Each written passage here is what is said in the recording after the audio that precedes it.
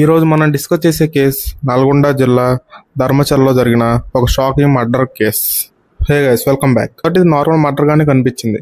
Police investigation ముందుకెళ్లే కొద్దీ ఒక layer బయటకు రావడంతో దీంట్లో షాకింగ్ ట్రూత్స్ బయటకు వచ్చాయి. ధర్మచర్లలో నివసించే ఓ వ్యక్తి ఒకరోజు అనుమానాస్పదంగా చనిపోయి కనిపించాడు.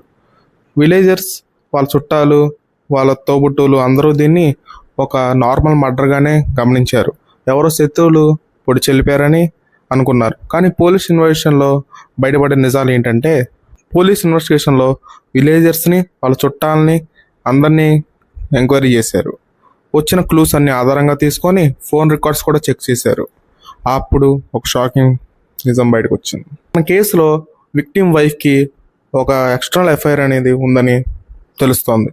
పోలీస్ ఇన్వెస్టిగేషన్ ప్రకారం వాళ్ళిద్దరూ ముందుగానే ఇతను చంపాలని ప్లాన్ వేసినట్టు చెప్తున్నారు. వాళ్ళు వేసిన ప్లాన్ ప్రకారమే మర్డర్ జరిగినట్టు పోలీసులు అనుమానిస్తున్నారు.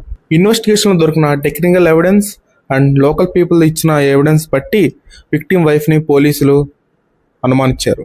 అనుమానంతో ఆమెకి ఎఫ్ఐఆర్ ఉన్న ఒక వ్యక్తిని, ఇద్దరిని అరెస్ట్ చేశారు. ఇద్దరు పోలీస్ కస్టడీలో ఉండగా ఫర్దర్ ఇన్వెస్టిగేషన్ జరుగుతోంది. ఈ కేసులో నిజాలంతని కోర్టు ట్రయల్ తర్వాతే బయటకు వస్తుంది.